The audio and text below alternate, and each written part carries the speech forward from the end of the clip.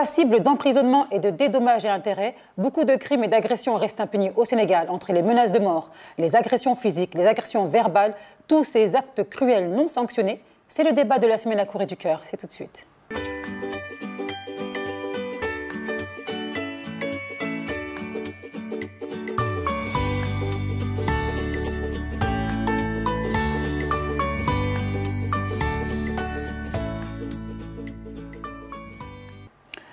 Bonjour à tous et bienvenue au plateau Cour du Cœur. Momat, Thiam, bienvenue. Merci et bienvenue. C'est un débat assez lourd aujourd'hui, donc ce sont les agressions physiques et verbales. Et bien entendu, l'injustice. Parfois, il y a des agressions qui se passent et il n'y a jamais de sanctions. Les gens s'en sortent. Alors, vraiment, je me pose la question, est-ce qu'il ne faudrait pas faire justice soi-même? Mais je ne vais pas induire les gens à la bataille. Mais parfois, on se sent tellement oppressé, on se sent tellement mis de côté et pas défendu qu'on a envie parfois de se défendre soi-même. Alors, on va débattre en commençant par les agressions physiques et verbales au travail. D'accord. Comment je vous salue et je salue mon co-débatteur Alatham. Je dis que c'est un très bon thème qui vient en son heure. Actuellement, c'est ce qui se passe dans beaucoup d'entreprises, dans les maisons et tout ça. Mais du côté donc, du travail, vraiment, c'est une chose à revoir parce qu'on ne peut pas être agressé verbalement. Soit même, on a vu des gens qui sont battus même dans les entreprises. Voilà, et ça reste aussi impuni. On se demande même, est-ce qu'on a une justice vraiment qui doit faire son travail? Donc le seul problème, c'est ça. Il y a des actes qui sont là, restés impunis, mais également, c'est ce qui donne également aux acteurs, ceux qui le font, de continuer à le faire. S'il y avait des sanctions, je pense que ça ne va pas durer et ça ne va pas rester comme ça. Alors, est-ce que ce n'est pas le fait, ici, particulièrement aussi la culture sénégalaise, c'est qu'on aime trop dire « laisse, c'est pas grave » ou « graoul » ou tu vois, c'est le mot graoul là. Tu vois, non, c'est pas bon. Et le graoul, il n'est pas adapté quand même à un crime quand même. Vraiment, c'est ça. Le mot graoul, donc c'est laisser les gens faire ce qu'ils veulent. Donc, on n'est pas dans le jungle. Si tout le monde faisait ce qu'il veut vraiment, donc le monde serait autre chose. Donc, il y a les lois qui sont là. Même la société elle-même, elle a ses propres lois. Donc, l'homme n'est pas libre, comme j'ai l'habitude de le dire. Il faut respecter les gens, éviter de faire des menaces. Parce que je pense que si la loi donc, appliquait tout ce qu'elle a dit, donc il n'y aurait pas ça. Donc il y a un libéralisme laissé entre les populations, alors que c'est la loi qui doit légiférer, trancher entre les gens. Ah oui, c'est vrai, c'est un fait marquant et puis c'est un fait récurrent. La population devient violente et on a vu qu'à chaque fois tu touches une personne, il t'écrit dessus, il t'agresse de façon verbale et donc ça génère de la colère et on peut avoir diverses raisons. Parce que des fois, tu vois une personne, il a des problèmes chez lui, mais il vient dans son lieu de travail et verser cette colère-là à ses collaborateurs et aux gens à qui il travaille. Donc, imagine-toi, on a tous des problèmes chez nous. Hein. Ouais. On a tous des difficultés. Imagine-toi si on avait cette habitude, il y a un problème à la maison, on vient, on verse. Imagine-toi, j'ai un problème, je viens de me disputer avec mon mari, je vois Angélique, j'agresse Angélique, mais c'est pas normal ça. Oui, c'est pas une raison, mais c'est pas une excuse, mais les raisons sont variées. Soit c'est un exemple. Et puis une chose, on a noté que depuis 7 ans, la population a changé. On disait que on a connu un Sénégal, un pays de la Teranga, un Sénégal, un pays de paix, mais le Sénégal devient un pays un peu compliqué. Il y a les agressions, les gens sont... un pays de sang, voilà, c'est ce qu'on est en train de vivre. Donc ça devient une situation d'un Sénégal qu'on ne connaissait pas et c'est un peu compliqué. Peut-être certains ne savent pas que dit la loi sur certains actes, parce que des fois tu vois une personne, il t'insulte de façon gratuite sans savoir ce qui peut lui arriver. Donc c'est une question de manque d'éducation, mais aussi c'est de l'ignorance. Parce que tu vois une personne... J'adore ce que tu as dit, c'est le manque d'éducation aussi. Ignorance, ça m'étonnerait. Manque d'éducation. Exactement, il y a le manque d'éducation. Les gens ne connaissent plus les personnes les plus âgées et ça faisait partie du charme de notre pays.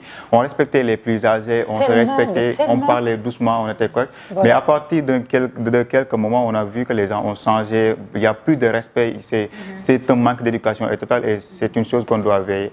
Vraiment, sinon les risques sont énormes dans l'avenir. Alors la violence et le harcèlement donc, au milieu du travail se présentent comme une personne donc, abusée. Donc chaque fois, par exemple, je vois Thiam, donne-moi ça, et tu as peur de moi parce que j'ai une plus forte corpulence, ou parce que tu sais que bon, mon oncle est procureur, ou mon père est procureur. Donc ça, c'est ce genre de choses-là. Il y a aussi donc le fait de te menacer, donc des menaces vraiment ouvertes, hein, que ce soit verbales ou en texto, ou en SMS, donc voilà. Il y a aussi donc de l'intimidation, hein. Oui. Je parle d'Angélique, c'est le chouchou de TF1, c'est la petite, c'est mon bébé de TF1. Par exemple, je dis à Angélique, avec ma voix, Angélique, fais ça. Non mais voilà, il va plus revenir, hein. Angélique va plus revenir à TF1. C'est difficile, hein. Ou l'harcèlement. Ouais. L'harcèlement. Donc tout le temps, voilà, j'harcèle la personne.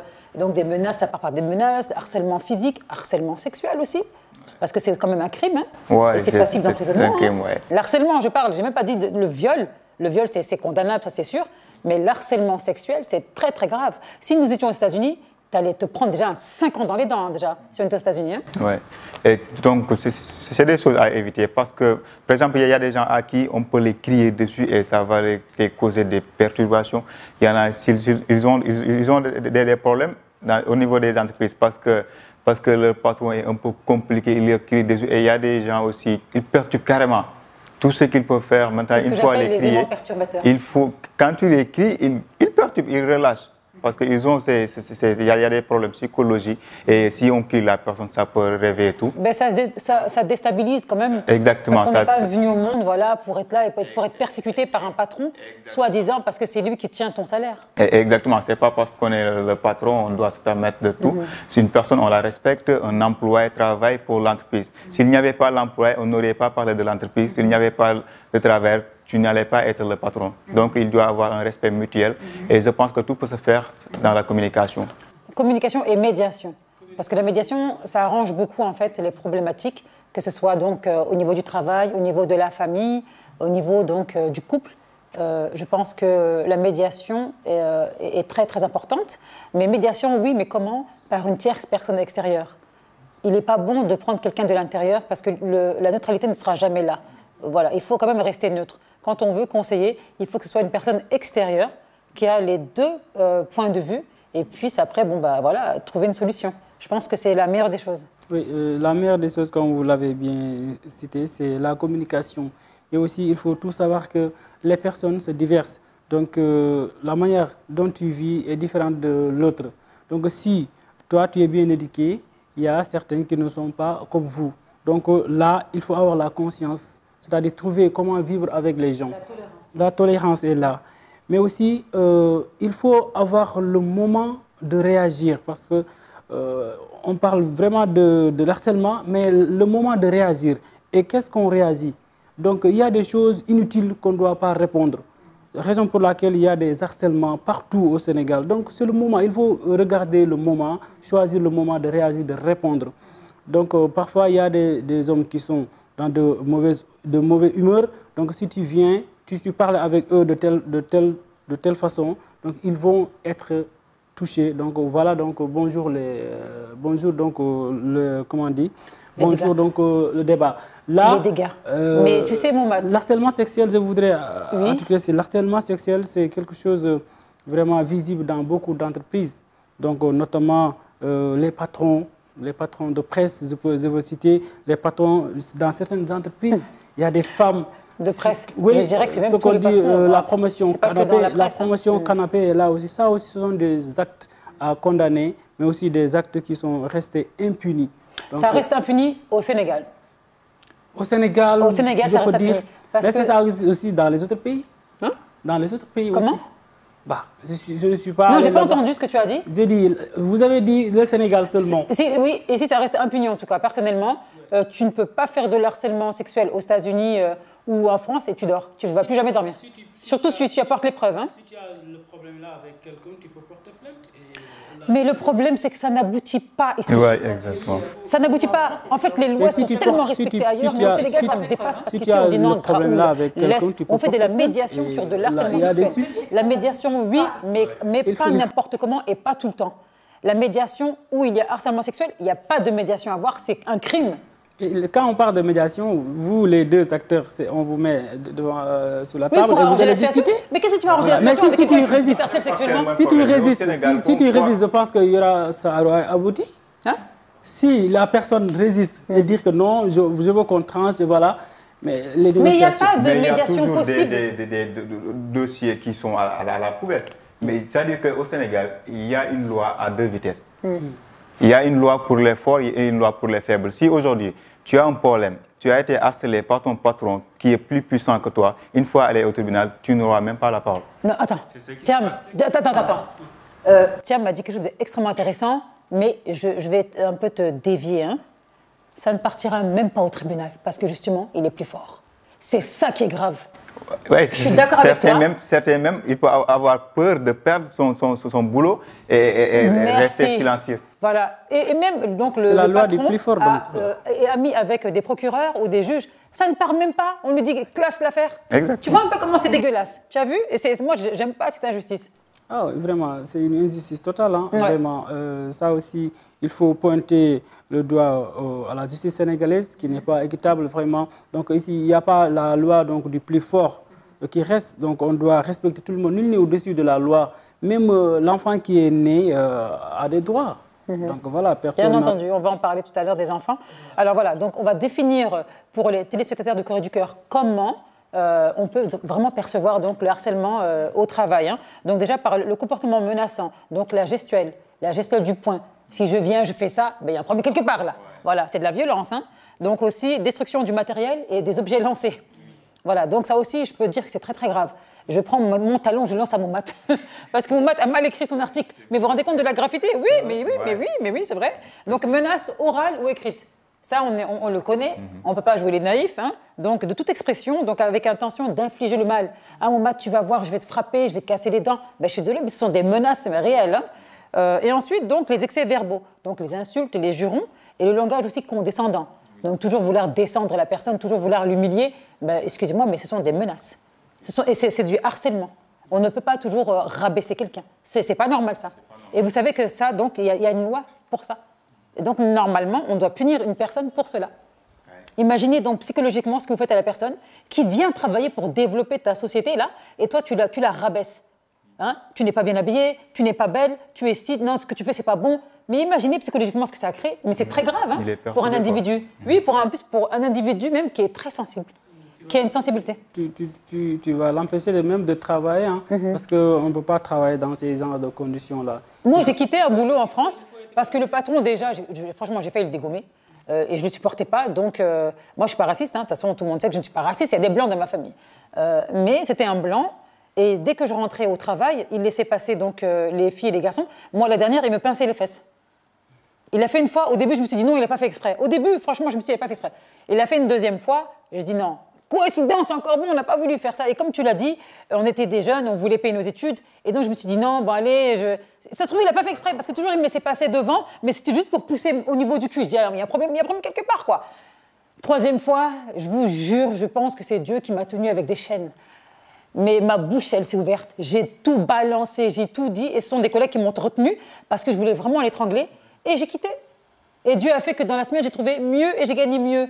Mais en fait, là, c'était même pas la peur de perdre vraiment l'emploi, parce que les emplois ne manquent pas en France, mais pour les étudiants, il y en a beaucoup. Mais c'était grave, l'acte là. Mais franchement, jusqu'à aujourd'hui, si j'en parle, j'avais 18 ans. Hein. Si j'en parle aujourd'hui, c'est comme si ça restait gravé dans ma tête. Et franchement, je dis, hein, je lui souhaite toutes les malédictions de la terre jusqu'à aujourd'hui, parce que je trouvais que, comme j'étais jeune, il voulait abuser de son pouvoir. Mais c'est pas que nous sommes des sauvages là. Moi, faut pas me toucher. Surtout à l'époque, je me bagarrais beaucoup. Hein. Voilà, ça va, je suis une lady. Ça va être compliqué hein, parce que... Non, là, ça va, je suis une lady. Je gère une société de 21 personnes. On va voir ensemble ce que j'ai vécu ici et ce que j'ai vécu lundi, là, de cette semaine. Et j'ai pas répondu parce qu'on a changé. 18 ans et aujourd'hui, je ne donne pas mon âge, 18 ans et 25 ans. Il y a l'expérience quand même. 18 et 25. Bah oui, j'ai du vécu, j'ai grandi, et voilà, j'ai mûri, je le redis, je l'ai dit. Donc là, ça va. Mais à l'époque, 18 ans, déjà, je me maquillais jamais et j'étais toujours avec les vêtements de mes frères, jogging, basket. Et j'étais la première bagarreuse, je faisais du foot, je faisais du basket. Voilà, on était un peu garçon manqué, comme on dit. Et donc là, je disais, c'est pas possible, là, non, là, ça ne passait pas. Et donc, imaginez-vous, ça se passe à des femmes qui sont sensibles, ou qui sont voilà, qui n'ont pas cette pointe, qui n'ont pas cette force. Il y en a qui ont peur aussi de voilà, donc et voilà, et très douce aussi et docile, mais c'est pas juste. On va voir ensemble le reportage Momat et Thiam, si vous voulez bien. Donc c'est le reportage aujourd'hui à cœur ouvert par Ousmane Nian. On parle justement encore d'agression verbale et agression physique. C'est tout de suite.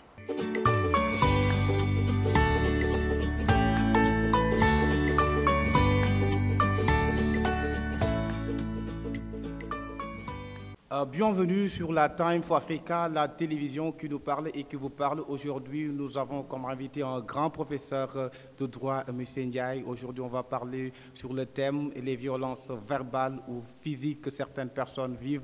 M. Ndiaye, qu'est-ce qu'on peut en savoir sur la violence verbale ou physique? Merci beaucoup, Norénie. C'est un très grand plaisir de vous accueillir et fort heureusement donc dans une salle de classe qui est notre biotope. Il est évident que ce que vous venez de dire est une réalité au quotidien et très souvent, on a souvent donc affaire à ce genre de choses-là. Quand on parle donc de violence, la violence, elle peut être donc physique, elle peut être morale. Et quand on dit morale, ça peut être verbal, ça peut être une sorte de violence comportementale. De sorte que quelle que soit la forme que cette violence-là prend, la loi ne l'accepte pas et ne saurait aussi l'accepter. C'est la raison pour laquelle il y a une définition de l'ensemble donc de ces comportements constitutifs de violence morale et de violence physique. On parle de violence physique maintenant quand vous portez un coup sur la personne, c'est-à-dire donc qu'il y a l'intégrité physique de la personne qui est menacée ici. Vous avez giflé une personne, vous avez frappé une personne, vous avez tué une personne, on dit que c'est sur le corps que la personne a reçu donc l'agression. On parle de violence maintenant morale quand il ne s'agit pas de toucher le corps de la personne, mais on lui a fait mal. Alors, on peut faire mal à une personne sans, bien sûr, la toucher, c'est-à-dire donc quand on insulte une personne, quand on diffame une personne, quand on raconte donc de fausses informations sur la personne, là c'est une attaque morale. Ça veut dire tout simplement que par ce que l'on a dit sur la personne, on a porté atteinte à l'honorabilité de la personne. Et d'autre part maintenant, il y a le fait d'exercer une violence sans que cela ne soit une violence physique ou une violence verbale, mais sur le plan comportemental. Par exemple, vous êtes un couple, vous êtes mari et femme, vous le mari, si vous avez envie de sortir, vous sortez, vous avez des conquêtes, vous avez donc d'autres femmes à votre disposition et vous sevrez complètement votre femme de tout ce qui est plaisir dans le mariage et que la femme, elle n'a pas le droit de sortir de cette maison-là. Ça aussi, c'est une forme de torture. Ce qui fait que donc, ce que l'on considère ici comme étant une violence doit être appréhendé selon que cela soit une violence physique ou bien une violence morale. Et à partir du moment où maintenant, où c'est fait, la loi dit tout simplement qu'il faudra sanctionner. Mais juridiquement, quelle est la différence entre violence physique et morale? Oui, il y a une différence sur le plan juridique parce qu'on parlera de violence physique quand il y a voie de fait. La voie de fait, c'est quand vous avez agi et vous avez touché le corps de la personne. Donc, c'est la physiologie. Vous touchez le corps de la personne, on vous dit en droit que la personne a un droit entier, complet et donc non négociable sur tout ce qui constitue son corps. Ça veut dire que la personne a le droit de ses cheveux jusqu'à ses orteils et personne d'autre ne peut avoir un droit sans que ça soit donc sur l'autorisation de la personne.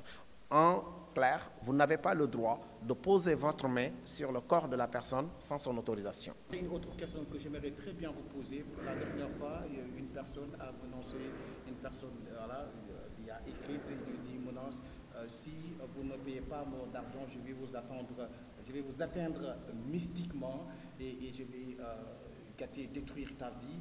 Mais ça, c'est une menace, ça c'est dangereux dans la loi. Oui, c'est formellement interdit. La menace, qu'elle soit voilée, c'est-à-dire que vous parlez de manière voilée, ou qu'elle soit ouverte, ça veut dire que vous avez clairement prononcé la menace, c'est interdit. C'est interdit. La menace est extrêmement dangereuse dans la mesure où ça porte, ça trouble la conscience de la personne. La personne qui a été menacée, même si elle trébuche et tombe du fait de son inattention, peut se dire que c'est à la suite donc de la menace qui a été proférée à mon endroit. C'est la raison pour laquelle maintenant on dit que quand vous proférez des menaces vis-à-vis d'une personne, que ces menaces-là soient suivies d'exécution ou que cela ne soit pas suivi d'exécution, vous êtes passible donc d'une sanction. Alors, il faudra maintenant faire en sorte que les gens puissent aussi se discipliner dans leur discours, parce que j'ai l'habitude de dire que même quand on est journaliste, on a le droit de ne pas parler. C'est vrai. Je vous l'ai tout le temps dit. Je vous ai dit que la meilleure façon de se protéger, c'est de ne pas parler quand on ne sait pas. Quand on sait aussi, il faut avoir les preuve de ce que l'on sait, ou bien parler dans une dimension généraliste du discours qui fait que vous ne portez pas atteinte donc aux droits d'une personne. Ok, ma dernière question, je pense que les violences physiques les plus graves, j'espère que c'est des viols, et il y a certaines femmes qui vivent avec et qui se taisent avec. C'est là, voilà, comment vous le voyez?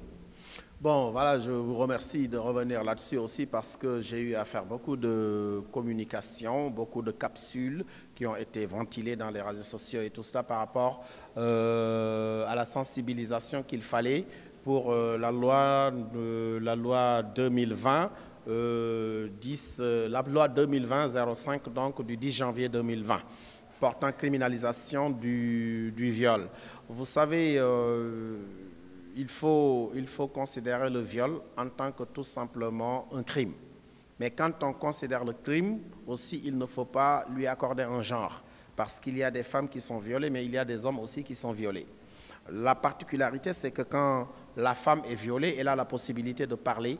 Quand l'homme est violé, il a des gênes de le dire, ou bien quand il le dit, il peut rencontrer donc voilà quoi, une certaine opposition sociologique par rapport à ce que nous vivons. Mais il est bon de rappeler tout simplement ce que c'est que, surtout la criminalisation, parce qu'il faut que les gens comprennent. Le viol a tout le temps été réprimé dans notre pays comme étant un délit. Un délit, maintenant, c'est une infraction qui est sanctionnée d'une peine de prison qui ne peut pas dépasser 10 ans. Quand la peine de prison ne peut pas dépasser 10 ans, on dit que c'est un délit. Alors, quand maintenant, en 2020, à la suite de beaucoup de contestations, les organisations de femmes et tout cela, on a décidé de passer à une vitesse supérieure. C'était pour décourager cela.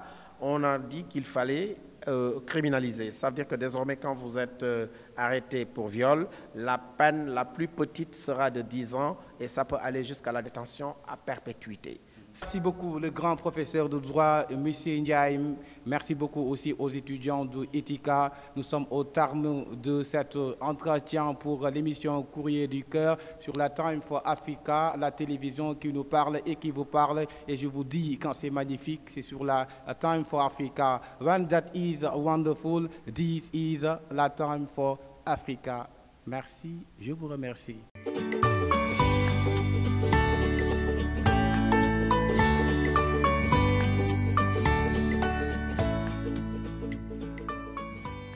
Alors, comme on l'a vu ensemble dans le reportage d'Ousmane Niang, donc il parlait avec un avocat, si j'ai bien compris, donc un professeur de droit aussi. Très bien. Alors, donc Niang nous a parlé de violence physique ou morale. Il a aussi employé donc les termes pénals, donc le terme pénal, je dirais. Donc la loi n'accepte formellement pas, c'est interdit, y compris la diffamation qui est une attaque morale et qui porte atteinte aussi à l'honorabilité, ce qui est logique. On ne peut pas prétendre quelque chose sur une personne et que c'est faux. Et surtout, le balancer justement sur la place du marché, c'est trop facile. On a eu des cas similaires d'ailleurs au Sénégal. Donc c'était une presse qui avait dit des mensonges sur un procureur et le procureur a gagné 50 millions de francs CFA. Ouais, c'est une injure, quoi. Voilà, c'était de la diffamation. Donc les propos étaient faux. Et de toute façon, le procureur avait les preuves concrètes et réelles. Et donc le média a dû lui donner 50 millions. Après, j'ai envie de dire, entre parenthèses, est-ce que c'est pas parce que c'est un procureur qui a eu les 50 millions? Là, maintenant, on se valide, voilà. Donc si ça arrive à quelqu'un d'autre, est-ce que la personne allait avoir les 50 millions? Excusez-moi, mais là, on parle d'injustice aujourd'hui. Ensuite, on a parlé donc de menaces voilées ou ouvertes.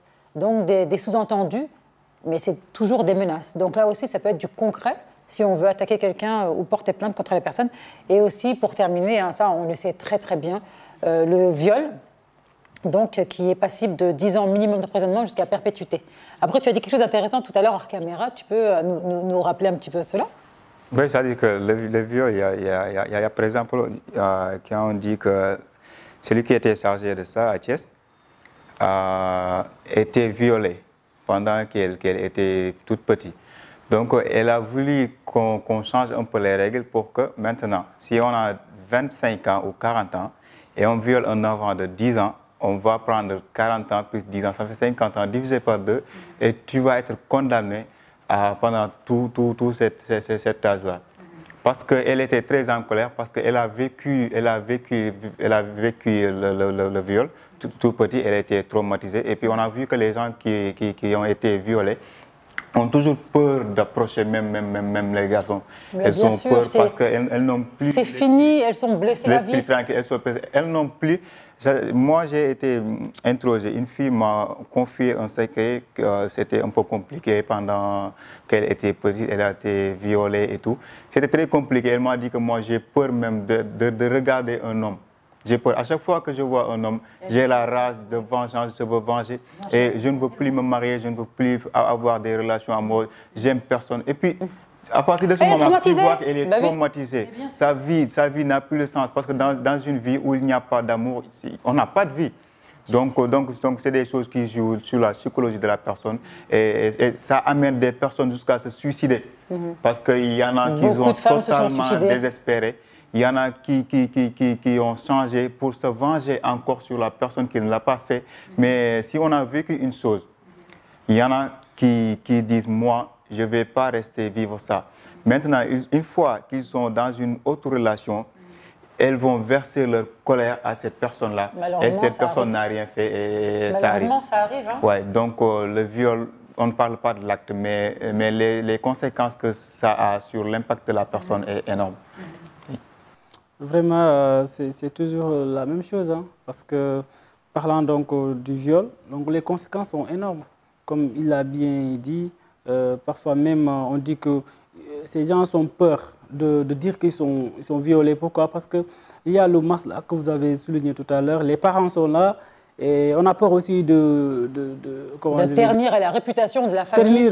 Parce que l'enfant a été violé. Mais aussi disloquer la famille. Il y a des secrets. Ils se disent que certains secrets, si tu les dévoiles, voilà, bonjour. Ça ramène une honte à la famille. Mais c'est pourquoi il y a des femmes qui se suicident. Déjà, le suicide également. Voilà, donc pour dire que... Il est arrivé où les papas ne parlaient même plus à leur fille. Vous vous rendez compte? Oui. Il est arrivé où les papas disaient, oui, si tu es la honte de la famille, tu m'as humilié. Non, mais je rêve. Mais aussi, il y a des papas qui ont violé leur propre fille. Oui, ça, je sais. Ouais, c'est vraiment enlevé ça de ma tête. Je voulais même pas qu'on dise cette phrase-là. Il faut dire les choses telles qu'elles sont. Dans le cadre du viol, c'est comme ça. Elle ne peut pas s'exprimer. Elle a mal au cœur. Elle ne sait pas où aller. Mais elle va se suicider. Parce que c'est son propre père. Parce qu'elle ne pourra pas vivre dans la société. Est-ce que vous avez vu le film Precious? Precious. C'est un film américain qui date de je ne sais pas combien d'années. Hein. Peut-être entre 8 ans, 9 ans, je ne sais plus. Ça fait plusieurs années, si ce n'est pas plus d'ailleurs.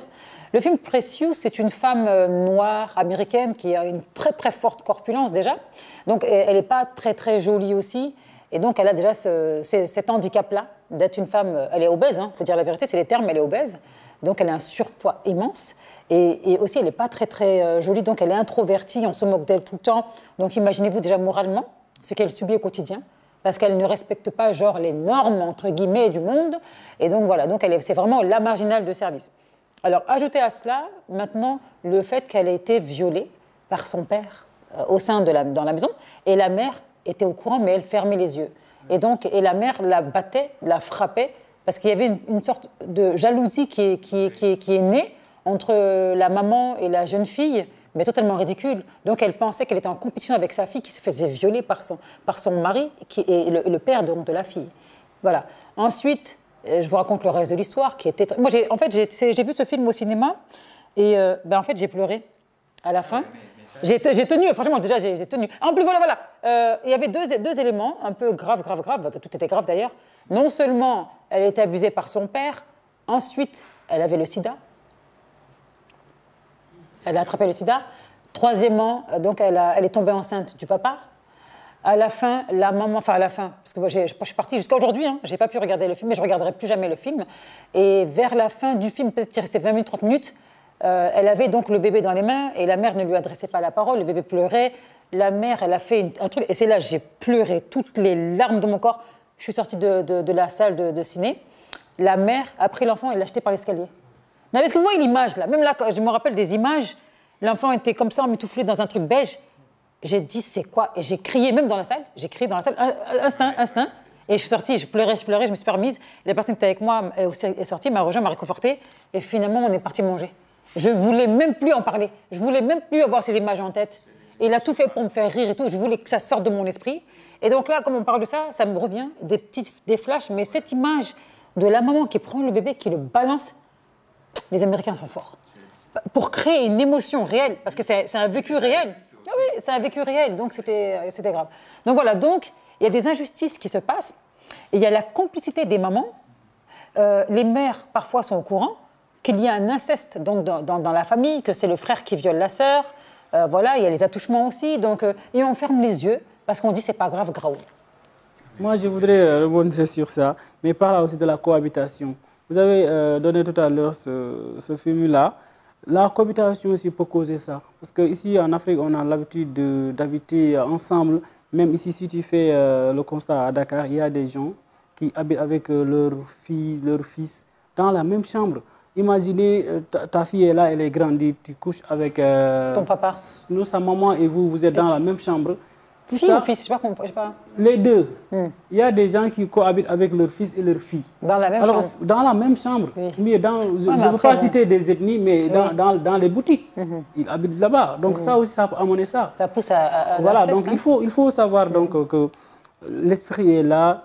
Et il y a un moment aussi, il faut éviter certaines choses. C'est-à-dire, oui, mais il faut avoir de la pudeur. Même dans l'islam, c'est interdit, je suis désolée. Voilà. Se promener là, moitié nu devant ses parents, mais ça c'est interdit. On parle de pudeur dans la religion. Et donc il faut avoir cette pudeur quand même, je trouve. Hein. Donc il y a aussi des logiques à avoir. Hein. Le comportement provocateur également. Ça peut être provocateur dans quelqu'un déjà qui est perturbé mentalement. Ça veut dire que le père, mais souvent quand les pères violent leur jeune fille, ils disent quoi au tribunal? Elle m'a provoqué. Ouais. Une gamine de 10 ans, elle m'a provoqué, elle m'a séduit. Non mais vous vous rendez compte? Parce qu'il l'a laissé s'habiller n'importe comment. Non mais attendez, mais comment une gamine de 10 ans peut provoquer sexuellement quelqu'un? Les expressions là, mais c'est pour vous dire que déjà on est malade mentalement quand même. C'est-à-dire que les mentalités aussi ne sont pas les mêmes. Mais aussi, quand on a une fille, il faut la gérer. Il faut qu'elle, surtout, c'est la responsabilité de la maman. Il faut la prendre de s'habiller correctement. Responsabilité de la maman. Je vais vous dire, nous, quand on était gamine, effectivement, tout à l'heure, tu as parlé d'éducation, et c'est vrai que tout découle en réalité d'éducation. La base de tout, la base de notre discussion, c'est l'éducation. Si tu éduques ton enfant, l'enfant va marcher droit. Si tu ne l'éduques pas, tu es là, tu fais le graou, le masla, tu peux être sûr que tu vas entendre ton enfant en prison ou faire des crimes, etc. Je me souvenais, quand j'étais gamine, bon, vous savez, quand on est enfant, on est enfant, quoi, 10 ans, 12 ans, on est des gamins, je suis désolée, on est des gamins. Même quand j'étais dans la chambre en culotte, on nous giflait. Hein? Et j'adorais être en culotte quand j'étais petite. J'étais à l'aise, quoi. On est des gamins. On s'en fout. Vous n'avez pas vu vos neveux, vos frères en train de courir en culotte. Mais voilà, on l'a tous fait. Mais je vous jure que ma mère, elle ne blaguait pas. Elle nous giflait. Notre visage était collé là-bas. Et donc, après, on arrêtait automatiquement. Cette personne, vous n'osez même pas imaginer certains actes. Et maintenant, on nous dit qu'il faut regarder les petites filles là.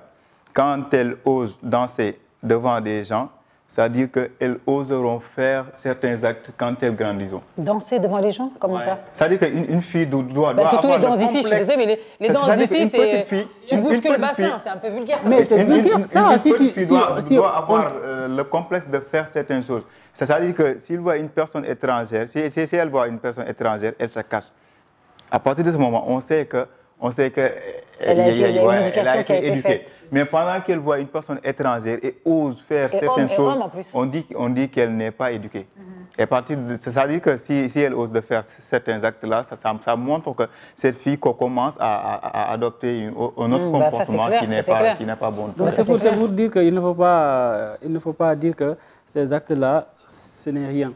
Donc si tu commences à danser nu ou bien dire que, surtout au niveau des réseaux sociaux, tu te dis que voilà, je suis comme ça. Au fur et à mesure, tu vas voir certaines femmes utiliser ou bien faire du n'importe quoi. Toi aussi, tu vas dire que je vais faire comme ça. Voilà. Parce que tu n'es pas éduqué. En plus, même on peut t'éduquer, mais au fur et à mesure, tu vas dire que voilà, peut-être mes parents, ceux qui disent là-bas, c'est derrière moi, c'est la modernité, je vais faire telle chose. Donc, chaque fois, il faut dire que l'éducation, c'est la base, mais aussi la personne, quand tu es grandi, donc il y a la conscience qui revient en toi. Il faut dire que, voilà, normalement, je dois éviter ces actes-là, parce que ces actes peuvent m'amener de faire n'importe quoi, d'être violé, même agressé. Il y a des filles qui sont agressées, c'est à cause de leur comportement. C'est toute danse et à tout âge, mais je veux dire, c'est pas à faire. Il faut penser aux conséquences. Même les réseaux sociaux, là, il a parlé des réseaux sociaux. Il y a des choses qui me dépassent, moi. Pourquoi tu laisses un enfant de 4 ans, 5 ans, et puis donc ça veut dire que c'est toi qui le filmes, parce que je vois mal un enfant prendre un portable et se filmer. Et voilà, mais regardez l'homme ballard, ou regardez les danses ici. Mais c'est tellement grave. Et c'était pas comme ça. Il faut signaler aussi que c'était pas comme ça les danses. Même dans les clips, si tu les vois, c'est pas comme ça. On était bien protégés. Mais actuellement, avec l'arrivée des bas et de tout ça, voilà, on voit les bayades ici. Ça existait, mais les vêtements, vraiment, c'était pas comme ça. C'est du n'importe quoi. Quand tu vois ça, même les vieux n'aiment plus regarder la musique maintenant. À cause de certains trucs installés qui sont mis dans les clips. C'est pas normal. Ben, en fait, j'aimerais comprendre de l'amour à la haine. Alors, pour moi, j'ai juste envie de vous dire, c'est que, pas de mon côté, parce que moi, je ne change pas. Malgré qu'il y ait certaines personnes qui vont me faire du mal, je ne vais pas, comme on l'a dit tout à l'heure, parfois après on se venge sur les autres, je ne vais pas me venger sur les autres employés qui sont là pour moi et qui se lèvent et qui m'aiment. J'ai conscience qu'on ne peut pas être aimé par tout le monde. Je ne suis pas née hier, on est quand même des adultes et responsables. Mais néanmoins, je fais focus sur les bonnes personnes. Je fais abstraction des mauvaises. C'est facile. Moi, mon esprit il est tellement bien structuré, je me concentre sur les bonnes, sur les choses qui me font du bien. Et je vais me dire que Raoul, c'est pas grave. Eux, au moins, ils sont là pour toi et eux te donnent ce que tu aimes et ce que tu veux. Ils sont gentils, ils sont doux, ils sont sympas, ils sont pieux. Nous avons des chrétiens, nous avons des musulmans, et c'est une bonne harmonie. Voilà. Et donc, je me dis en fait que, effectivement, je ne me trompe pas. Il y a un problème psychologique de l'hypocrisie, de la jalousie et de l'envie. Tu ne peux pas dire 10 jours avant, je suis ton idole. Tu ne peux pas dire que je suis ta référence féminine parce que je travaille, que je souris tout le temps, etc. Que même si on me fait du mal, parce qu'elle a bien entendu, elle a assisté même à une agression d'un chauffeur d'ailleurs. Les messages sont peut-être à l'écran. Donc, elle a assisté à cela, ça l'a choquée, soi-disant. Et donc, elle trouvait ça aberrant. Finalement, elle a fait même pire que lui encore derrière. Alors voilà, donc, pour moi, c'était tout simplement faux de sa part. C'était pour avoir quelque chose qu'elle n'a pas pu avoir. Et donc, c'est pourquoi mes sœurs en France, elles veulent que je rentre. Hein. Vous savez, je suis fatiguée même, parce que tout le temps, on me dit rentre, rentre, rentre, rentre. Or que moi, c'est vrai, je me bats. Et j'ai ma sœur même qui m'a dit, mais toi, tu vas rentrer.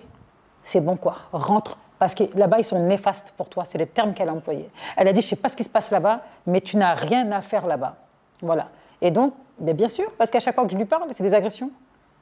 Et encore, je ne lui ai pas tout dit à ma sœur. Mais donc là, 2 agressions, 2 menaces de mort d'affilée, c'est quand même beaucoup. Hein.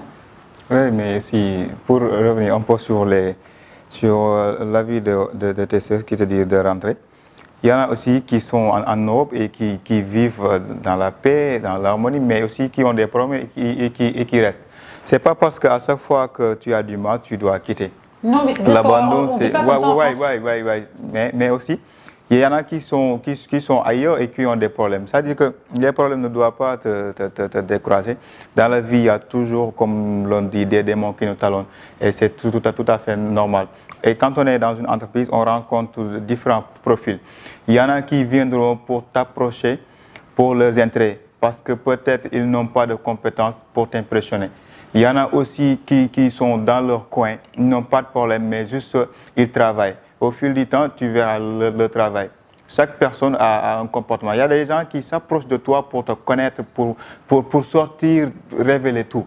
C'est-à-dire que quand on a 5 personnes, il faut savoir qu'on a 5 profils différents. Et chacun a sa façon de faire, sa manière de faire.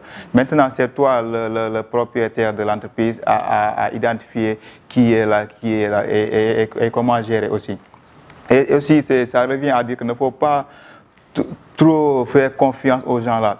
Parce que, comme on dit, tout peut chambouler d'un moment à l'autre. Et la manière dont les gens voient peut différer.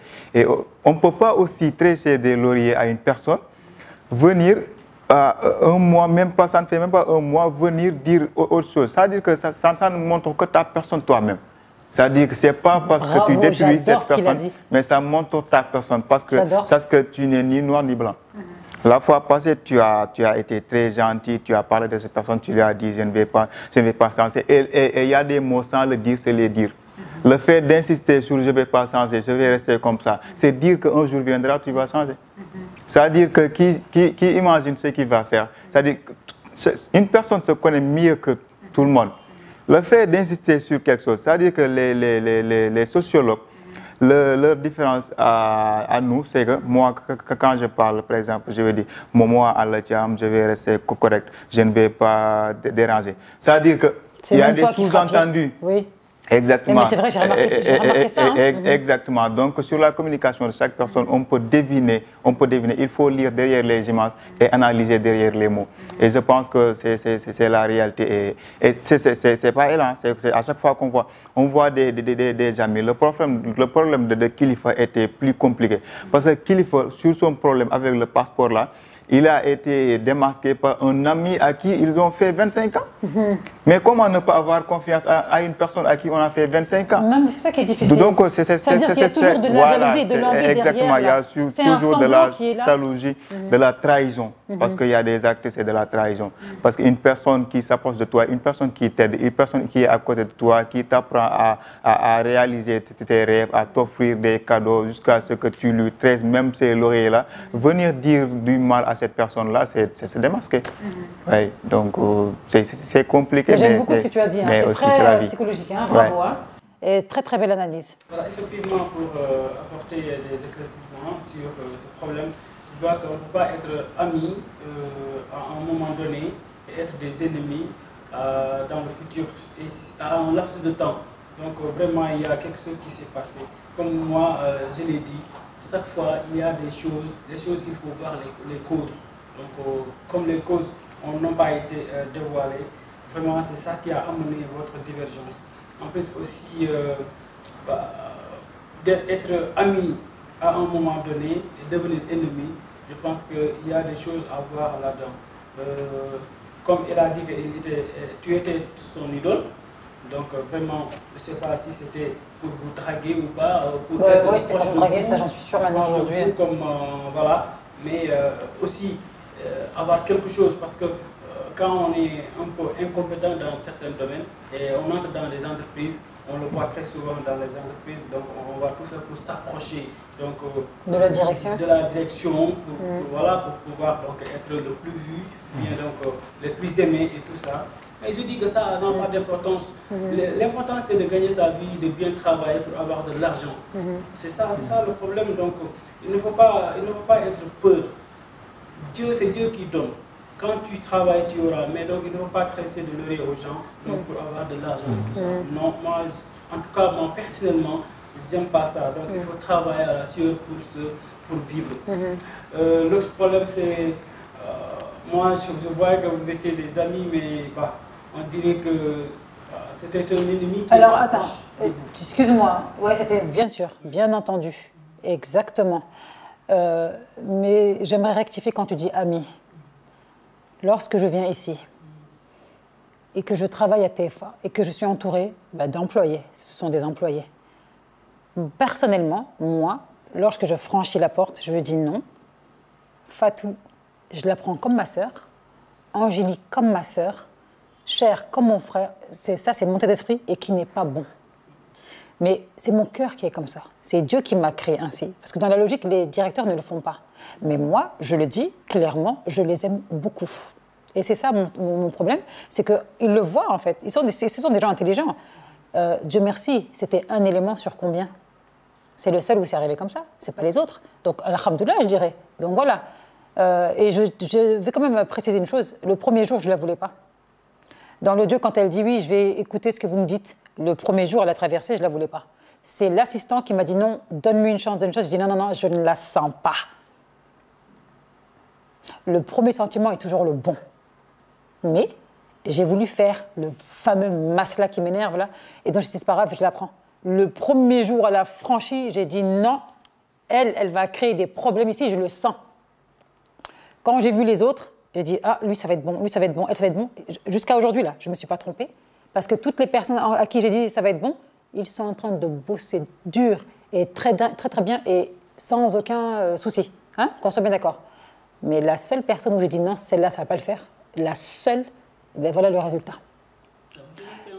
Et donc, ne me dis pas amie, parce que, en fait, c'est même pas question de ça, c'est qu'elle, concrètement, ben, elle n'a rien fait pour moi. Donc, c'était l'inverse, c'était plutôt l'inverse. Pourquoi j'ai dit amie, donc, dans son audio, elle a parlé comment vous viviez. Donc, c'est pourquoi j'ai dit amie. Il y avait l'harmonie, quoi. Elle a prononcé, elle a prononcé aussi qu'elle doit faire tout ce que tu lui dis. Ben oui, parce qu'elle venait. Voilà, donc je donnais des conseils pour elle-même. Donc c'est des conseils. Après, bon, je vais peut-être pas préciser, parce que moi je suis pas un diable pour gâter la peau des gens, pour ternir. Mais voilà, je donnais des conseils, comment être, comment être, c'est tout. Je vais pas préciser, donner des détails. Mais maintenant, c'est pas grave parce que je me dis, moi, ça venait vraiment de bon cœur. Je vais continuer d'être comme je suis, parce que souvent on m'a dit, on a peur que tu changes.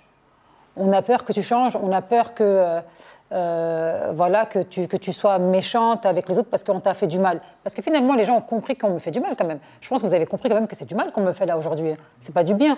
Mais pourquoi je vais changer? Non, je vais continuer d'aimer Fatou.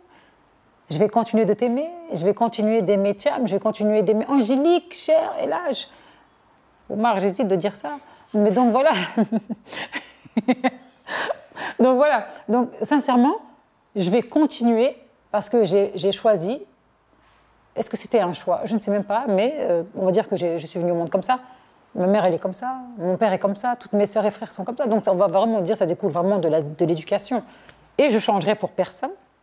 Je vais continuer de faire ce que j'avais à faire avec tout le monde, tant que Allah me l'accorde, bien entendu. Et surtout, il ne faut pas décourager. Bah écoute, Momat, je suis parfaitement d'accord. Il faut toujours prendre le temps, il faut toujours faire doucement, il faut toujours essayer d'apprendre à connaître les gens. Mais je pars vraiment d'un principe où je me dis, accordons le bénéfice du doute. C'est mieux. Et parce que déjà, là-bas, je suis très parano. Alors si, en plus de ça, je devrais ne pas faire confiance tout de suite, alors que c'est quand même le boulot. Comme j'ai dit, ici, c'est pas grand, c'est pas la RTS, c'est pas la TFM, donc c'est pas les grands buildings avec 1500 employés comme la RTS. On est obligé d'apprendre à se connaître vite et de connaître justement à tolérer le comportement et le caractère de chacun. Alors, on va un petit peu vite clôturer donc la partie au travail. C'est pour terminer avec les SMS qui sont à l'écran, n'est-ce pas? Il y a des SMS à l'écran. Donc là, encore une fois, c'était un chauffeur avec qui ça s'est pas bien passé parce que la dernière semaine, bon, comme je vous l'ai dit, j'étais malade. Et donc, j'ai loupé mon rendez-vous avec un médecin, deuxième rendez-vous avec le médecin. Finalement, je dis, mais au bout d'une semaine, mais qu'est-ce qui se passe? Donc, c'est quelqu'un avec qui on a passé le 31, c'est quelqu'un voilà, qui était gentil, où il a fait quoi, même pas 2 semaines, et je donnais le salaire complet. Donc, là, tu vas encore dire que c'est de ma faute. Là, franchement, je vais me dire, oui, là, je suis un petit peu la fautive, parce que je donne trop vite. Et maintenant, ce qui se passe, c'est que c'est lui qui a voulu, il a dit, comme il y a un problème de compréhension, on va arrêter. Très bien. Donc, je dis, tu as travaillé 5 jours. Il m'a dit, tu n'es pas Allah. Allah est là pour tout le monde. Je suis riche parce que j'ai Dieu. À croire que c'est le seul déjà qui a Dieu. Et voilà. Puis ensuite, quelques jours après, et voilà, non, je lui dis, il y a 5 jours, mais je préfère te le donner parce que voilà, je préfère me débarrasser, quoi. Je ne préfère pas aller 5 jours, c'est quoi? Et c'était même pas 15 000 francs. Et finalement, quelques jours après, il m'a dit, donne-moi mes 40 000. On a rigolé avec la directrice de prod. Quels 40 000? Il a fait que 5 jours. Et puis après, j'ai eu ces menaces de mort, qu'il allait m'attaquer mystiquement. Qu'il allait prendre mon sang et peindre la voiture avec. Donc, ce sont des propos d'une violence extrême. Là, pour le coup, on est quand même parti à la police. Encore une fois, j'ai eu pitié, j'ai fait un dépôt de plainte et je n'ai pas été jusqu'au bout parce qu'il a 2 enfants. Et voilà le problème. Après, on va parler, la fille, elle dit qu'il n'y a pas de sanction, mais elle ne part pas jusqu'au bout. C'est parce que j'ai pitié des gens. J'ai dit une fois,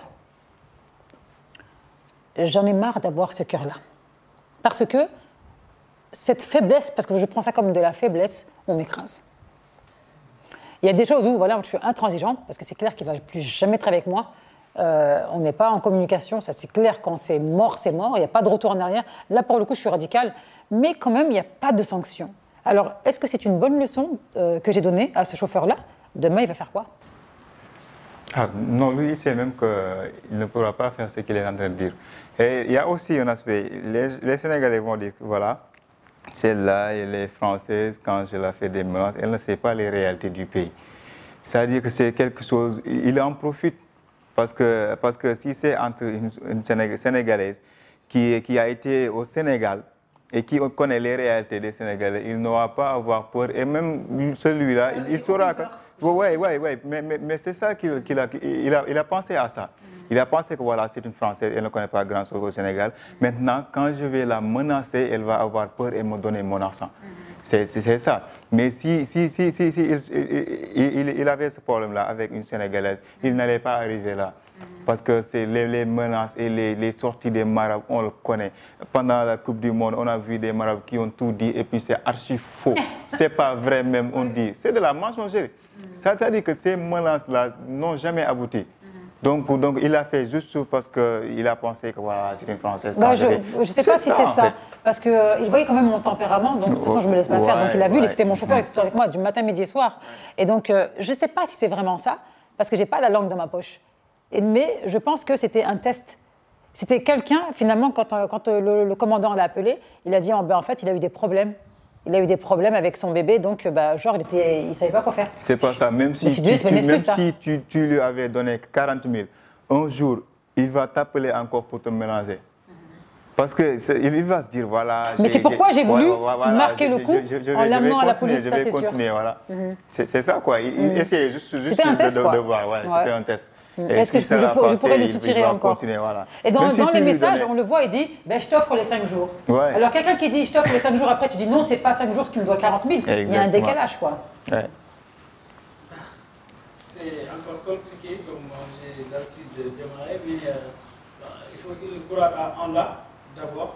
Si tu crois à la personne pour te détruire, c'est Dieu qui détient le pouvoir. Allant à te menacer aussi, moi je vois que les gens ne pensent pas à Allah. Si tu pensais à Allah, tu ne vas pas menacer une personne, une créature de Dieu. Et là, tu es une simple créature, elle aussi est une simple créature. Donc tu n'as pas le pouvoir. Tu n'as pas le pouvoir donc, de détruire les gens comme ça.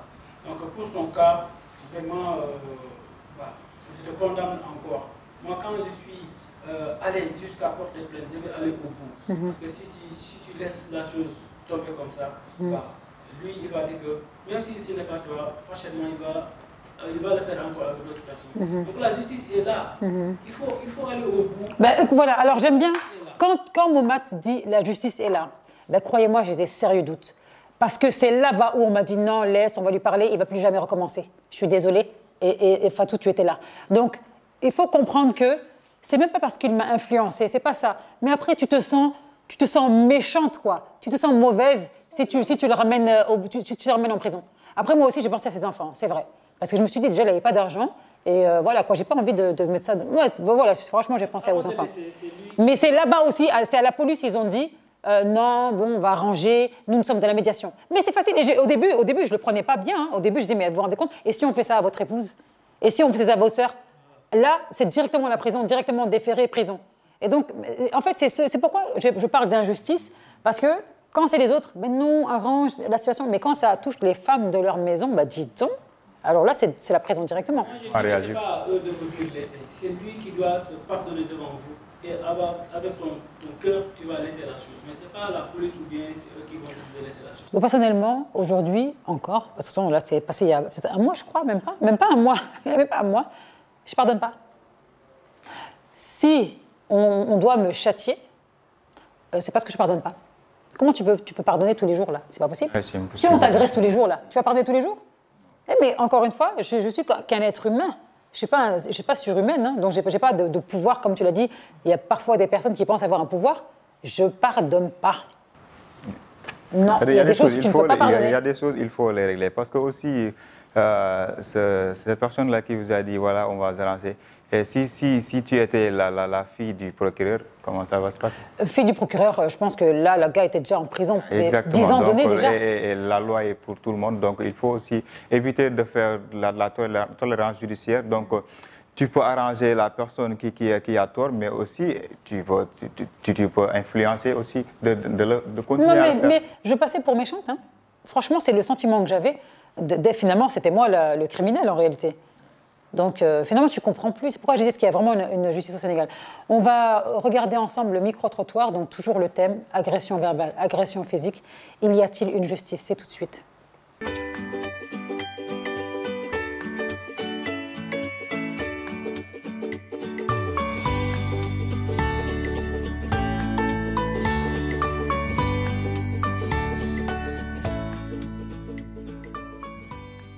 Augmente de jour en jour parce qu'il y a différents facteurs qui font que ça augmente de jour en jour. D'abord, je dirais la pauvreté. Pourquoi la pauvreté? Parce qu'on constate de nos jours que les ménages sont confrontés à beaucoup de problèmes. Le papa et la maman s'attellent chaque jour à chercher pas nourrir à la famille. Ils n'ont pas le temps de vivre. Donc il y a un problème d'éducation. Ouais, je dirais qu'il y a une justice réelle lorsqu'un individu menace un autre parce que tu as la possibilité de porter plainte contre cette personne qui te menace. Et le fait de menacer une personne est un acte que je pense qui est banni par la justice sénégalaise, n'est-ce pas? Si un individu franchit la limite ou n'irait pas là, moi je pense que force reste toujours à la loi. Force reste toujours à la loi. Quand quelqu'un commet l'irréparable, doit être jugé et sanctionné. Parce qu'on ne peut pas être dans un pays anarchique. On ne peut pas faire tout ce qu'on veut. Sous prétexte que juste on est content ou bien on est fier ou bien il y a quoi que ce soit. Non. La discipline, c'est la clé de l'émergence et de la réussite. Donc, j'exhorte les jeunes à beaucoup plus de rigueur, de discipline. Et qu'ils sachent que sans la discipline, on peut réussir. Non, je ne pense pas. Parce que comme on est dans un état de droit, il y a la police, il y a la gendarmerie, il y a aussi les tribunaux. Donc, nul n'a le droit de se faire justice. Donc, nous avons nos forces de l'ordre. Donc, c'est eux qui représentent la loi. Donc, si tu te sens agressé ou bien tu te sens offensé, tu n'as qu'à aller te prendre là où tu dois aller te faire justice. Mais nul n'a le droit de se faire justice soi-même. Oui. Lorsqu'un individu agresse physiquement un autre, je pense qu'il y a aussi une justice réelle qui se propose à l'individu qui a été agressé, qui a la possibilité de se défendre par la justice, par les voies légales qui sont autorisées pour faire face à cette agression physique, si elle n'en perd pas sa vie en tout cas.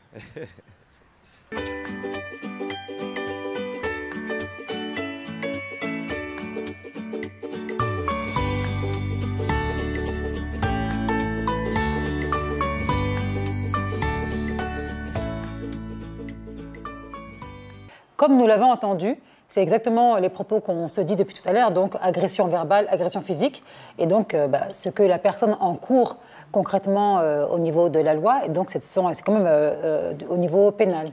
Oui, c'est les mêmes réactions, hein, parce que c'est souvent les mêmes faits, comme on avait fait la fois passée. C'est la colère totale et la pauvreté, les agressions. Là, on a entendu le manque d'argent. Oui, parce que quand il y a la pauvreté, il y a le manque d'éducation, parce que les parents n'ont pas les moyens de s'inscrire leurs enfants et les entretenir comme il se doit. Et ces enfants-là, c'est les mêmes enfants qui vont fréquenter la rue et utiliser souvent de la drogue et ensuite venir faire la violence. Donc c'est une chaîne linéaire et pour différentes raisons. Il a aussi parlé des forces de l'ordre donc qui ne font pas leur rôle. Donc ça aussi, il faut le souligner. Mais se défendre aussi, on ne peut pas se défendre comme le Sénégal, ici dans un pays comme le Sénégal. Quand tu te défends, et on va dire que voilà, tu ne dois pas se défendre, tu devais aller à la police porter plainte et tout ça. Donc là aussi... Quand on parle de se faire justice soi-même, mais parfois, encore une fois, j'incite pas, hein, mais des fois, vraiment, on a envie de faire justice soi-même parce que justement, il n'y a pas d'aboutissement à chaque fois à la police, il n'y en a pas. On appelle la personne qui t'a frappé, non, faites la paix. Comment tu vas autant vite serrer la main de quelqu'un qui t'a mis un coup de poing, quoi? Mais aussi, même s'ils ne font pas leur boulot, c'est-à-dire que même s'ils ont dans la justice à 2 vitesses, il faut être en conformité avec la loi, parce que nul n'est au-dessus de la loi. Bien sûr, parce qu'après, comme par hasard, c'est toi qui vas te retrouver en prison. Mais là, finalement, la justice va bien faire son travail. Là. Des fois, je ressens, non, mais voilà, moi, je vis la justice au Sénégal. Des fois, on a envie de riposter, c'est naturel, hein? Des fois, on a envie de riposter, mais il faut se rappeler qu'il faut être en conformité avec la loi et il faut aller faire ce qu'on a à faire, mais le reste, c'est à eux, hein. S'ils le font ou non, c'est pas ton problème. Mais ça veut dire qu'avant de réclamer quelque chose, il faut se respecter, il faut être en mesure d'être en conformité avec la loi et ensuite réclamer les résultats. Parlons de violence familiale. Donc là, on a vraiment fait tous les volets possibles dans la violence faite au travail et donc là, dans la violence familiale. Donc c'est des négligences ou une maltraitance infligée à un enfant ou à un adulte de la même famille ou avec quelqu'un avec qui nous sommes proches intimement. Oui, parler de la violence familiale, on peut parler surtout du côté des couples. Là aussi, famille, c'est aussi enfant. Oui. Couple, c'est conjugal. C'est conjugal, mais quand vous dites famille, donc il ne faut pas écarter donc, les couples. Les enfants sont brutalisés, sont menacés, comme vous le voyez. Parfois même, on les envoie de force ou de gré d'aller chercher de l'argent. Il y a aussi de l'abus de pouvoir et de confiance. Le travail forcé est là et tout ça, ce sont des menaces. Alors que la loi est là, dormante, tu vois. C'est des choses à revoir ici au Sénégal. Oui, c'est des faits marquants parce que tout ce qu'on voit là, la majeure partie, c'est dans les familles. Comme on l'a souligné tout à l'heure, il y a des parents qui sont à l'auteur de ces violences-là. Comme on l'avait dit, il y a un parent qui a abusé de son enfant et puis la maman était jalouse. Donc des fois c'est les oncles, des fois c'est les frères. Et dans ce cas, c'est un peu compliqué parce que si c'est une personne à qui on n'a pas certains liens de parenté, on peut le dire, on peut aller auprès de la justice. Mais si c'est au sein de la famille, souvent ce qu'on note, c'est qu'on essaye d'étouffer l'affaire. Voilà, de tout faire pour éviter le débat. Et cela a des conséquences parce que dans ce cas, la seule victime, on dirait que c'est la personne à qui c'est la personne qui a subi toutes ces violences-là. Et ça amène des conséquences, voilà, des traumatismes, parce que c'est de la colère que cette personne-là ne peut pas dégager. C'est compliqué. Bon, après, j'ai envie de dire, vous savez, parfois aussi, les enfants qu'on a abusés, par exemple, sexuellement, ou qui ont vécu des choses très, très difficiles, ce sont aussi, eux, comme ils ne sont pas suivis aussi psychologiquement, comme il n'y a pas de suivi, qui deviennent après des criminels. Ah oui. Donc, parce qu'ils ont conservé cette haine, cette rage en eux, grandir finalement, et ça engendre des criminels. Et faudrait-il pas avoir un suivi psychologique quand même au Sénégal? Suivi psychologique, bien sûr, bien sûr. Ces gens-là vont se grandir dans les rues, donc ils vont devenir comment je veux dire, des bandits. Ce sont les conséquences. Donc, quand on est dans la famille, on va tout faire pour une bonne organisation, donc éviter ces genres d'actes-là. Parce que tu ne peux pas avoir un fils ou bien une fille que tu frappes chaque fois, que tu injures. À la longue, il va quitter la maison. Donc, il va aller... il sera frustré. Voilà, il y a quelque chose qui va... Voilà, donc il sera donc... dans d'autres parties du monde, donc raison pour laquelle donc, il faut tout éviter, créer l'harmonie dans la famille, vraiment donc essayer de tout faire réunir la famille, être doux, la communication, tout ça, si tu le fais avec ta famille, tu auras donc ce que tu veux. Mais quand tu es sévère envers ta famille, envers donc, tes filles, tes fils, ça va amener ça. Donc parfois tu vas dans des familles où on ne trouve que le père et sa femme. Où sont les enfants? Ils sont des bandits ou bien on ne les voit plus. Donc c'est à cause de ces querelles internes-là dans les familles qui causent ça. D'accord. Alors on va parler aussi de la troisième forme, donc la violence conjugale, comme on l'a dit un petit peu tout à l'heure. Comment dirais-je? La violence du couple, l'homme qui a une emprise. Bon après on peut dire les femmes aussi, mais c'est très très rare. Hein. Il y a un faible pourcentage. Mais l'homme qui a une emprise vraiment néfaste et négative, qui inflige parfois même le viol au sein du ménage. Parce qu'il ne faut pas croire que comme tu es marié, donc il n'y a pas de viol, bien entendu qu'il y a le viol. Hein. Donc, comment identifier, comment s'en sortir et vers qui se tourner quand il y a une violence conjugale. Alors, je sais qu'ici, c'est très famille aussi. Hein. Bah, moi, je dis chaque fois qu'il y a la justice qui est là. Donc, quand tu te sens lésé par une personne, tu sais là où aller trouver la solution. Voilà, donc voilà, la justice est là. Si tu te fais violer, frapper et tout ça. Non, là, je ne pense pas. Au Sénégal, s'il y a un problème de couple, je n'ai jamais vu un couple amener la justice. Du moins, très rarement. Sauf s'il y a des crimes, sauf s'il y a un meurtre ou autre, là, je veux bien. Mais je n'ai jamais vu une femme qui se faisait battre et elle va directement, ah bah tiens, je vais à la police. Ça existe. C'est pas souvent? Ça existe ici au Sénégal, comme d'habitude. Il n'y a pas de suivi. C'est la raison pour laquelle certaines femmes ont peur même d'aller porter plainte. Mais ça existe au Sénégal. Il y a des gens qui vont au tribunal pour porter plainte parce qu'ils ont été agressés au sein de leur couple. Oui, ça existe. Et le poids des mots alors? Parce qu'on parle toujours d'agression physique, mais les mots, et là, c'est qui est très difficile à justifier, hein. Très dur pour aller déposer une plainte parce qu'il y a le harcèlement moral. Hein? Et donc, dans le cadre donc, conjugal, exemple, l'homme qui est tout le temps là à crier, à lui faire des reproches, toujours en train de la rabaisser, ou en train même de saisir son argent, son salaire, donc la pauvre, elle n'a rien. Donc là, comment identifier cela et comment s'en sortir? Bah, pour s'en sortir, ce sera très difficile parce que c'est moral parfois, mais aussi... Bah, est-ce qu'il y a des règlements, il y a des lois qui bien entendu, bien sûr qu'il y a des lois. Mais maintenant, comment le justifier? C'est ça le problème. Le harcèlement moral, ce n'est pas palpable. Ce n'est pas palpable, voilà le mot, c'est pas palpable. À moins que tu enregistres, oui, des enregistrements. Non, ça dit qu'il y a trop de tolérance. Et la loi non appliquée a fait qu'aujourd'hui, il y a toujours ces faits, il y a des hommes qui battent leurs femmes. Et on a tendance à banaliser ça. Après, il n'y aura pas de suivi. Et ça devient une habitude. C'est comme quelque chose qui est très normal. Voilà. On voit des femmes à qui leur mari bat, mais à la longueur de journée, et le lendemain, rien ne va se passer. Et ces gens-là, personne n'ose le faire en France, aux États-Unis. Donc, la différence, c'est la loi. Quand on va au tribunal, on va dire essayez de vous arranger sans qu'il y ait des peines. Mais c'est ça que j'ai dit tout à l'heure, non? C'est la loi non appliquée qui a fait cela. Surtout, c'est très difficile. C'est très difficile, mais toute chose donc, a des solutions. Chaque fois, il faut être un homme, il faut être à la hauteur donc, pour parer à ces problèmes-là. Donc la justice est là, donc il faut communiquer, il faut savoir ce que tu fais. C'est ça la chose.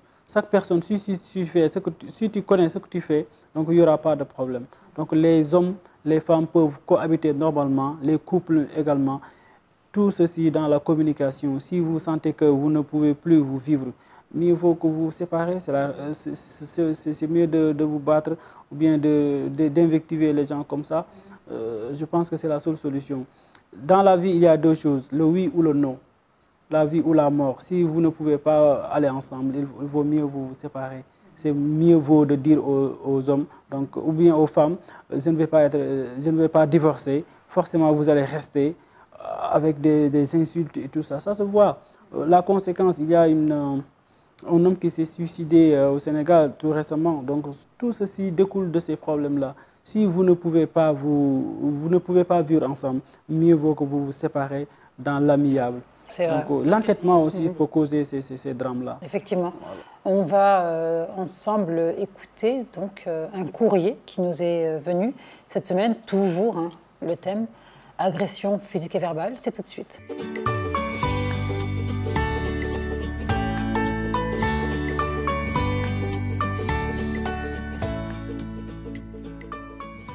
Adama, bienvenue à Courrier du Cœur. Merci beaucoup. Je sais que le thème te tient aussi à cœur, hein, donc agression verbale, physique. Hein. Bon, toi aussi, tu as émis des incompréhensions cette semaine, donc on va écouter ta lettre. D'accord. Donc, bonjour Kumba. Je vais vous lire la lettre de Maimouna John. Bonjour Kumba. Ce thème ne peut pas laisser insensible. Et tu as raison de sensibiliser les consciences. Comme beaucoup, malheureusement, je suis victime de violences verbales. Alhamdulillah, pas physique, mais cela ne reste pas néanmoins pénible. J'en ai marre de subir et de ne pas pouvoir dénoncer sous prétexte que cela restera impuni. Je travaille dans une société de téléphonie. J'ai fait bien mon travail à qui rend jaloux mes collègues. J'ai souvent des félicitations de la direction de ce que n'arrange pas la situation. Eux sont vulgaires et très agressifs.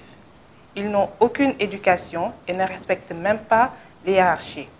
Ils se disputent avec d'autres collègues, insultent tous qui n'ont pas la même opinion ou même confrérie.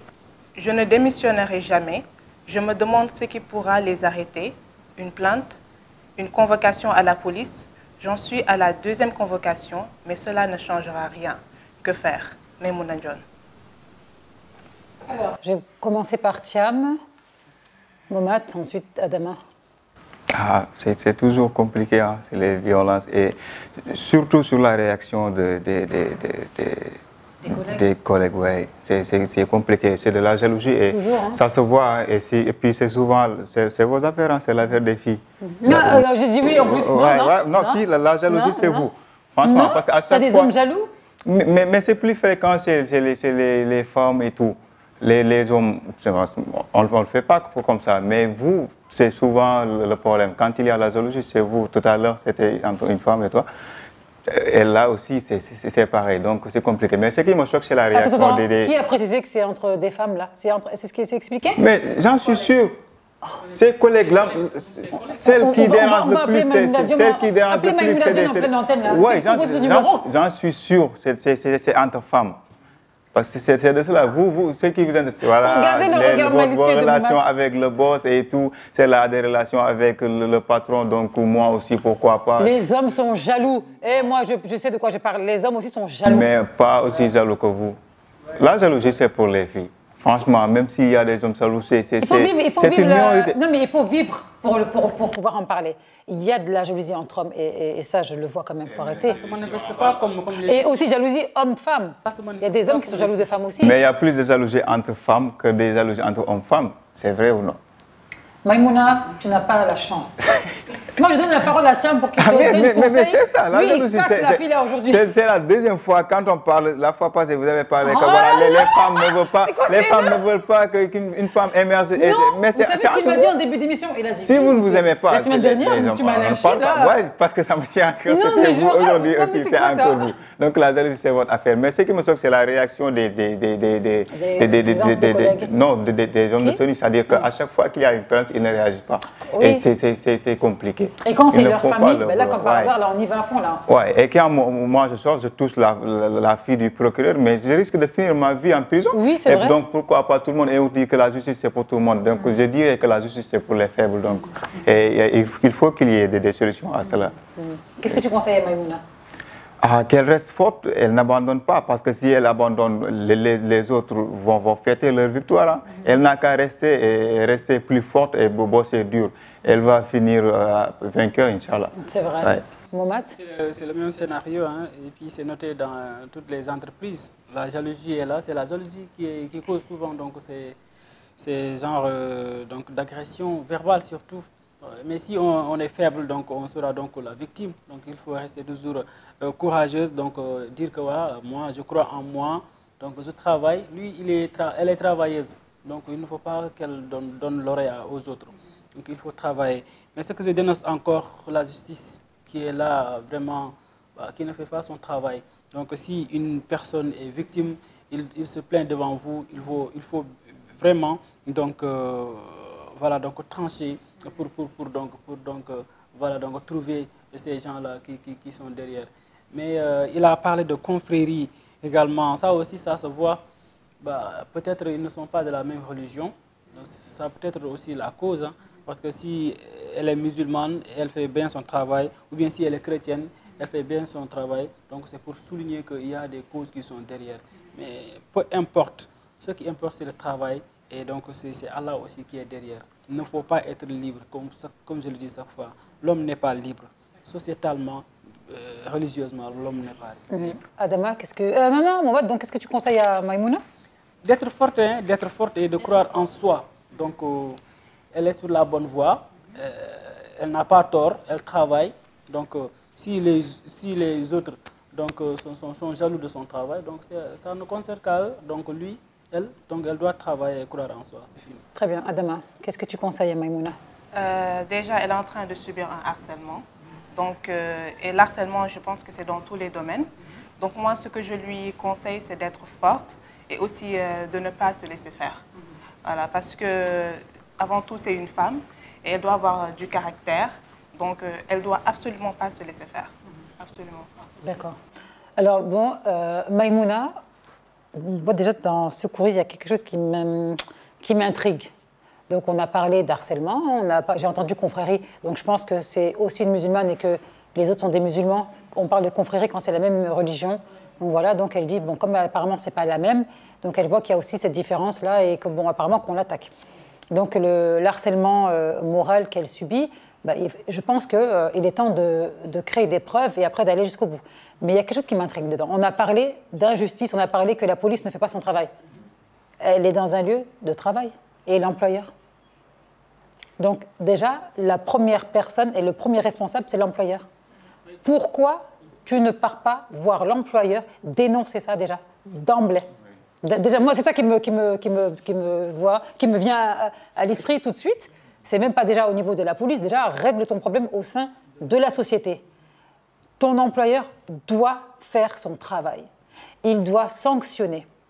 Si le responsable, donc le directeur de la société, sait, voit, ou alors s'il n'est pas au courant en tout cas, ben là, il faut l'annoncer, il faut le dénoncer. Maintenant, s'il est au courant et il ne fait rien, c'est lui le problème. C'est lui le problème. Donc voilà, donc la base, tu dois dénoncer auprès de ton employeur. Et ensuite, voilà, lui, il va sanctionner. Même s'il doit les licencier, il va les licencier. Ça, c'est interdit par la loi aussi. Le harcèlement moral, c'est interdit par la loi. Il y a des sanctions, c'est puni, non? Il fallait respecter la hiérarchie. Voilà, donc d'abord, voilà, je pense que c'est ça. Ses collègues même, elle a bien souligné, hein, ses collègues ne respectent même pas la hiérarchie. Cela veut dire qu'ils sont des employés, mais ils ne savent pas comment travailler. Donc, comme je disais, il y a des gens qui sont là pour faire la configuration, mais ne sont pas vraiment des travailleurs. Non, mais ça, c'est sûr. Bon, c'était vraiment une émission avec beaucoup de pression, beaucoup de négativité, beaucoup de menaces, beaucoup d'audio, beaucoup de photos. Aujourd'hui, vous n'avez pas pleuré? Non, non, parce que bon... Donc, tu sous-entends que déjà, je pleure tout le temps, toi. Non. La dernière fois, j'ai pleuré pour les enfants talibés, je m'en souviens, c'est vrai, mais c'est quand même douloureux, quoi. Le traitement qu'on inflige aux enfants talibés. Ben non, là, en fait, je l'ai vécu déjà. Donc, je ne dis pas que j'ai assimilé, que j'ai encaissé. Hein. Je ne l'ai pas encaissé parce que depuis tout à l'heure, j'ai une boule au ventre. Mais je n'ai pas envie de pleurer pour eux. Je ne vais pas gâter mon sublime maquillage pour eux parce qu'ils n'en valent pas la peine. Donc, ça, c'est clair et net. Maintenant, avec toute on va dire, ce nuage négatif, là, qu'on a essayé de décortiquer, on va un peu souffler, un peu parler d'amour. Love, love, love, love. Je distribue le love à tout le monde sur le plateau, y compris au cadreur derrière et la directrice de prod, hein, et aussi à Khadim qui est derrière. Je distribue du love partout et on va écouter un candidat ou une candidate qui postule pour justement trouver l'amour. C'est tout de suite.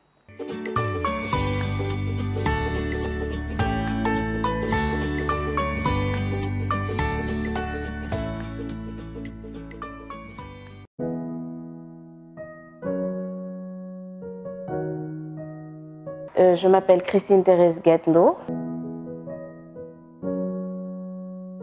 J'ai 25 ans et je suis styliste, designer, entreprenante. Je gère ma propre marque de vêtements, Kikina Design. Mon style d'homme, je dirais un homme beau, mais pas trop beau. Un homme pas trop beau, un homme gentil, mais qui a du caractère aussi. Un homme indépendant, physiquement aussi, qui soit un peu grand, un homme indépendant financièrement, pourquoi pas, qui me respecte, qui saura me satisfaire mes besoins, qui aimera la fois que je suis. Je vais vous raconter ma dernière relation. C'est la pire des expériences. Hein. Être avec quelqu'un que vous aimez vraiment et du jour au lendemain, vous ne l'entendez plus. C'est vraiment difficile. Donc, je croyais plus en l'amour. Donc, j'ai décidé de me remettre avec un amour d'enfance qui vit à l'extérieur. On était très proches. Il m'a vraiment soutenue dans toutes mes entreprises, dans tout ce que je voulais. Il m'a soutenue, mais d'encore le bar quand même. Il était toujours là pour moi. Il m'aidait financièrement parce que c'est pas du tout facile d'entreprendre. il me comprenait, il m'aidait même dans la prière. Donc, vous voyez, je me suis vraiment attachée à cette personne. Il croyait vraiment en l'amour. Donc, du jour au lendemain, il m'envoie un message où il me disait qu'il m'aimait, etc., etc. On s'est souhaité bonne journée. Et depuis ce jour-là, je n'ai plus eu de ses nouvelles. Donc, tout le temps, quand je relançais « Hello, comment tu vas ?» Il ne répondait pas, il voyait mes statuts. J'ai rien compris. Donc, du jour au lendemain, j'ai supprimé son numéro parce que ça faisait plus de 4 mois que je n'avais plus eu de ses nouvelles. Certes, je me suis inquiétée, mais j'ai rien compris. Donc, ça m'a vraiment blessée parce que c'est un homme lâche. Et Dieu a fait un jour que je suis allée à la messe et il était tout juste derrière moi. Donc, il est venu au Sénégal sans pour autant me le dire. Donc, quand la messe s'est terminée, je me suis retournée. Je l'ai regardé, il m'a regardé. Il avait vraiment honte, même pour se déplacer. Il faisait le tour pour aller prendre l'hostie. Donc, je l'ai regardé, il m'a regardé. Puis, je suis sortie avec maman de l'église. Tout le monde a dit que j'ai bien fait parce que je voulais vraiment plus d'explications. Donc, c'est la pire expérience, je pense. Un homme qui se barre du jour au lendemain. Le couple idéal, je dirais un homme, quand un homme vous aime, il supportera toutes vos caprices, vos folies. Et moi, je veux d'un homme qui m'aimera à ma juste valeur, qui sera prêt à faire des folies avec moi, qui partagera tout avec moi, que ce soit bon, que ce soit mauvais, qui sera toujours présent. Un homme qui m'aimera à ma juste valeur, comme je le dis, et que j'aimerai aussi à sa juste valeur. Oui, je crois au mariage quand même, je crois au mariage. Je suis entreprenante. Les hommes ont un peu peur de moi, j'avoue. Les hommes n'osent pas s'approcher parce que j'ai beaucoup d'argent. Je n'ai rien du tout, il faut venir. Donc les hommes, ils ont peur de s'approcher, mais je crois au mariage comme toutes les femmes. Toutes les femmes croient au mariage, aimeraient fonder une famille et être avec l'homme idéal, vraiment. Oui, j'aimerais avoir une très, très, très grande famille. Et juste 3 enfants quand même.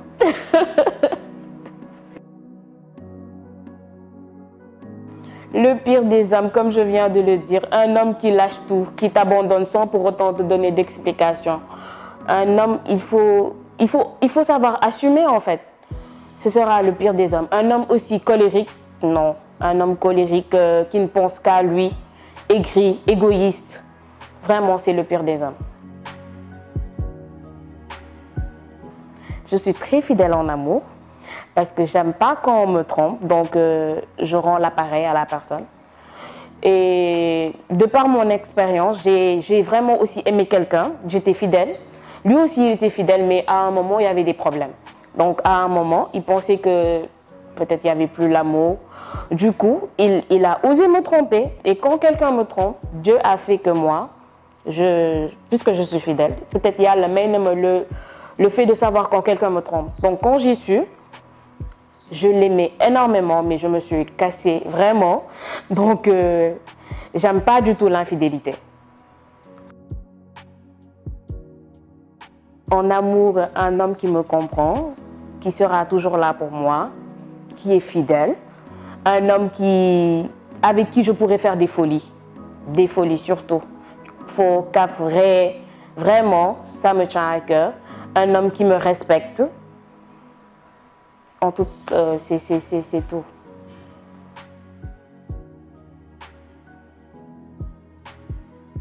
Que tous les hommes sont les mêmes. Je ne dirais pas que tous les hommes sont les mêmes. Il y en a qui sont vraiment bien.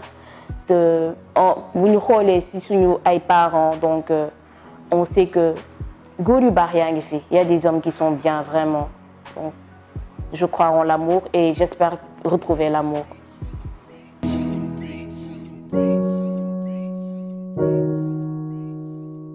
Bon, nous l'avons vu ensemble, hein, Christine qui a 25 ans et qui est styliste, qui a sa propre marque de vêtements. Alors, ses choix, bon, c'est un peu rigolo, quoi, mais bon, elle a le droit. Hein. Je veux un homme beau. Ensuite, elle s'est un petit peu rectifiée, mais pas trop. gentil, qui a du caractère, indépendant financièrement, bon, pour qu'elle puisse prendre soin d'elle. Elle a parlé aussi de son expérience la plus difficile, c'est d'être avec un ami d'enfance qu'elle connaissait en réalité, avec qui donc elle lui a donné confiance, qu'elle a fréquenté, donc très très proche. Après, je ne sais pas approximativement combien de temps ils sont restés ensemble, mais comme ça l'a marqué, je pense, assez longtemps, pour qu'elle souffre aujourd'hui, donc qui est partie du jour au lendemain sans donner suite, et puis qu'elle a rencontré un jour comme ça à la messe qui était derrière, donc elle a senti quand même encore cette douleur qui était là, mais elle a été fière et tête haute, digne, elle est partie, elle a quitté l'église, donc avec toujours sa lumière de femme pieuse. Alors aussi, on a entendu donc le couple idéal pour elle, c'était donc un homme qui était prêt à supporter ses folies et ses caprices. Je pense que Christine, c'est une femme qui a la joie de vivre, qui aime rire, qui aime rigoler, qui aime la paix. Et c'est vrai que quand elle parle de folie, c'est vraiment de la folie d'amusement. Hein. C'est vraiment ces petits délires, c'est ça qu'elle souhaiterait, qu'ils puissent comprendre cela et vivre comme elle. Hein.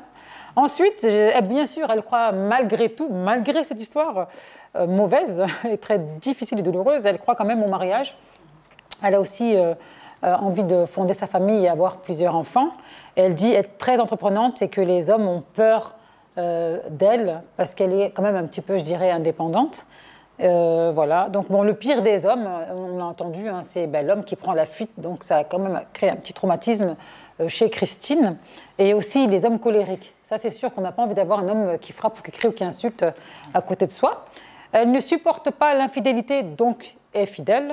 Et voilà, donc elle souhaiterait avoir un homme fidèle qui la comprend. Et encore, elle a encore précisé, hein, avec qui je pourrais faire mes folies. Alors, qu'est-ce qu'on en pense, Thiam? Bon, je vais revenir sur la déception. En amour, il y a toujours des déceptions. Oui. C'est quelque chose d'inévitable et il faut toujours choisir la bonne personne. Et quand on est dans une relation compliquée, après cette déception-là, il faut prendre le temps, surtout pour faire le bon choix. Parce qu'il y en a qui sont en couple parce que leur copine est en couple. Oui, c'est vrai. Il y en a qui se précipitent. Donc voilà, il faut prendre le temps. Et aussi, pour connaître une personne, il faut prendre du temps. Il ne faut pas qu'ils viennent précipiter. Donc à chaque fois, tu vas découvrir des choses que tu ne savais pas avant. Donc la précipitation, ce n'est pas bon en amour. Et aussi, il faut qu'il y ait une communication. La communication, c'est la base en amour. Quand on s'aime, la communication et l'écoute. Ouais, quand on s'aime, il y a la tolérance, il y a la compréhension. Donc, si cela est harmonisé par une bonne communication, et je pense que vous allez vivre longtemps et dans la joie. Aussi, elle est souvent, voilà, une fille en manque veut un homme vraiment qui est simple, parce que c'est pas intéressant aussi de se dire on est homme, on va rester, voilà, trop mature, on va faire pas. Non, on est des humains. Donc il faut savoir jouer à un temps et ça n'enlève à rien de votre caractère ou bien de votre statut homme. Donc, s'il y a lieu de jouer, il faut jouer. Et c'est le problème majeur des Africains. Nous, on est un peu orgueilleux envers les femmes. On a des problèmes de sortir avec les femmes. On a des problèmes de jouer avec les femmes, de se rabaisser à côté des femmes. J'ai remarqué au Sénégal, même la main. Ouais. Chose qu'on fait tout le temps en France, tenir la main. Il y a un baïfal. Là, il n'est pas fort, tu vas tenir ma main, toi, là-bas. Là. Exactement. Il y a un baïfal qui est sénégalais, qui vit en Allemagne, qui le disait.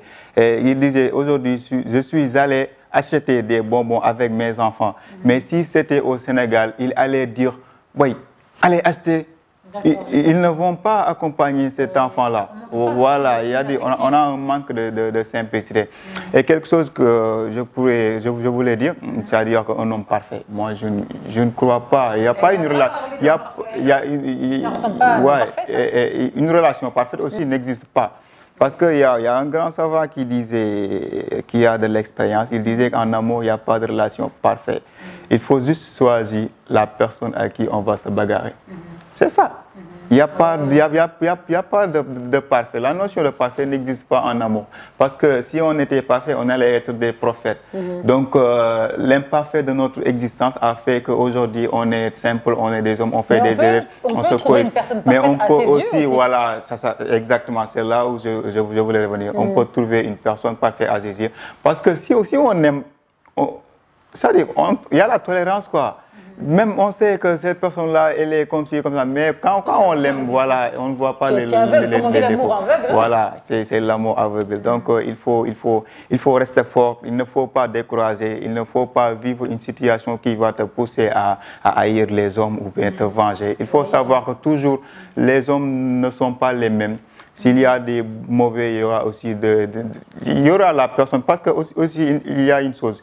Une personne peut te laisser, tu sois désespéré. Mais après quelques temps, tu vas trouver un autre et tu sauras qu'il fallait que celle-là te laisse pour que tu te retrouves avec celui-là. Donc le destin est inévitable et il faut toujours être courageux. Très bien, Moumat. Je dis qu'elle a vécu une mauvaise expérience en amour, vu qu'elle a grandi avec un homme qu'il aimait et finalement, elle a été abandonnée. C'est très dur. Donc, je dis souvent, ce sont les conséquences de l'amour. Et l'amour aussi, c'est, comment je vais dire, c'est un champ. Donc, si tu ne connais pas là où cultiver, vraiment, tu vas te mordre le doigt. Donc, il y a aussi de mauvaises personnes, parce que peut-être quelque chose a changé son homme. Elle ne savait pas ça, raison pour laquelle elle ne l'entendait plus. Donc là aussi, c'est une expérience. Tu ne dis pas qu'il est tout simplement mauvais en réalité? Pourquoi c'est toujours des faits extérieurs qui ont fait qu'il ne donne plus de nouvelles? Il est mauvais, point barre. Il faut accepter, sur Terre, Dieu a mis des bonnes et des mauvaises personnes. Il ne faut même plus réfléchir. Hein. Oui. Il est mauvais. Non, il ne faut pas dire directement qu'il est mauvais. Je suis désolée, pourquoi toujours dire oui, de trouver des arguments? Il a coupé les ponts parce qu'il a vécu des choses. Mais c'est tellement facile ça. C'est tellement facile. Et toi là-bas, là, qui a fait ça, que tu es mauvais, cœur noir, charbon là. C'est toi le mauvais. Tu as vu ma robe, comment elle est noire comme ça là? Ton cœur est noir comme ma robe. Ah, ça, c'est de l'harcèlement dont nous parlait. Harcèlement moral. Voilà, ça devait le style. Harcèlement verbal. Je fais. Ah, voilà, vous êtes en train de faire ça. Hein. Voilà. Donc, non, pas du tout, c'est pas de l'harcèlement moral. Vous êtes en train de dire... En quoi c'est de l'harcèlement moral? Harcèlement moral, déjà, c'est répétitif. Il faudrait que déjà la personne soit à côté de moi et que je la harcèle au quotidien. Il faut revoir votre code pénal et votre code civil. Voilà, donc chaque chose, il faut voir les causes. Donc peut-être elle a perdu son homme, donc elle ne sait pas pourquoi. Mais finalement, elle l'a retrouvé, mais elle ne pouvait pas le récupérer.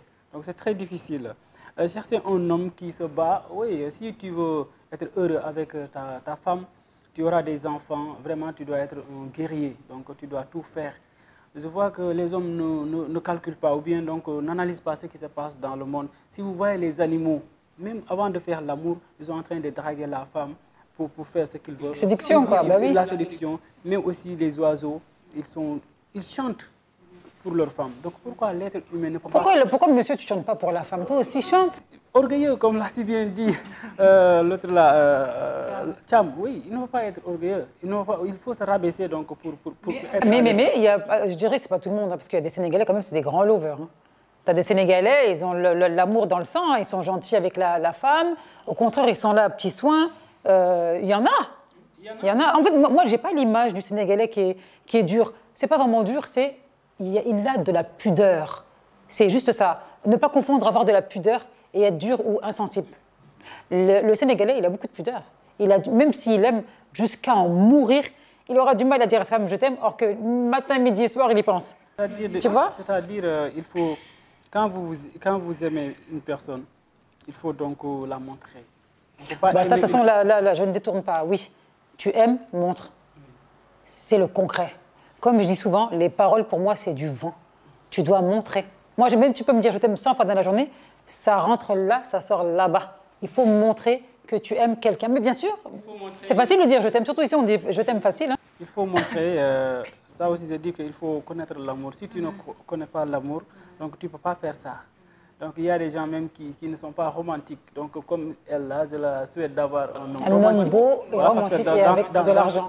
Dans les critères demandés, il y a le romantisme, ce qui est rare aujourd'hui. Donc on verra avec la Saint-Valentin qui arrive dans quelques jours. Mais aussi, il faut faire très attention. Il y a des hommes romantiques, mais... Pour avoir quelque chose. Voilà. Ils ont un but, et une fois qu'ils vont goûter, là, ils vont te mettre de côté. Exactement. Il y en a beaucoup aussi, hein. Moi, je dis que quand on aime une personne, là, il ne faut pas avoir ces genres d'attitudes-là. Il faut être réaliste, il faut être fidèle, il faut être donc droit. Il ne faut pas dire des choses que vous ne faites pas pour avoir quelque chose. Très bien, Adama. Moi, je vais mettre le point sur sa déception amoureuse, parce que c'est très difficile, parce que Ça peut aussi t'arriver, tu as plus confiance en toi, tu as plus confiance en personne. Même quand les hommes t'approchent, tu fuis parce que tu as eu mal en fait. Donc la seule chose qu'il faut faire, c'est sortir avec les amis, changer un peu. Au fur et à mesure du temps, tu vas l'oublier. Mais aussi, il ne faut pas permettre aussi à tes amis de te dire oui, mets-toi en couple, mets-toi en couple, mets-toi en couple. Parce que cette pression, ça peut t'amener à être dans une relation pire dans laquelle tu étais la précédente. Très bien. Alors, Christine, moi, je trouve que tes critères, ça va. Hein, beau. Qui veut être avec Amosh, vraiment? Donc, je trouve que ça va. J'ai oublié de parler. Elle veut un homme grand. Mais elle a parfaitement le droit. Moi, je ne veux pas de petit. C'est rare de voir mais moi, je veux pas de ce genre de femmes qui demandent des hommes. C'est pas vrai ce que tu dis. Moi, je ne veux pas un petit. Pourquoi un petit? Déjà, je mesure 1m70, pourquoi j'irai avec quelqu'un? Vous n'êtes pas grand comme elle? Non, mais elle a raison. Non, mais même si elle fait 1m60, je pense. Et elle a le droit d'avoir un homme qui est grand. Donc, grand pour elle, genre 1m75, Qu'est-ce 80. Qui est en rapport avec la taille et grand, oui. Mais je suis désolée, mais en même temps, psychologique, la sécurité. Mais t'as dit, est-ce que tu veux être grande comme ça, le petit, il est comme ça, là? Qu'est-ce qu'il... Non, mais tu vois... Tout le monde voulait déjà, on t'agresse déjà. Déjà, le thème de la semaine, c'est agression physique et verbale. Moi, je veux que... Mais c'est comme ça. Je l'ai toujours dit, hein, les filles réclament avant de... Il faut avoir le bon cœur, quelqu'un qui t'aime, quelqu'un qui te protège, quelqu'un qui te protège partout. Mais c'est pas le côté physique. C'est pas pour rien que je suis petit, je dis ça. Hein. C'est toi qui vas défendre ton mari là. On va attaquer ton mari même pour faire le magie. C'est toi qui va te bagarrer parce que c'est plus grande que lui. Elle veut être protégée. Jamais de la vie. Mon mat était très drôle. Pourquoi? Non.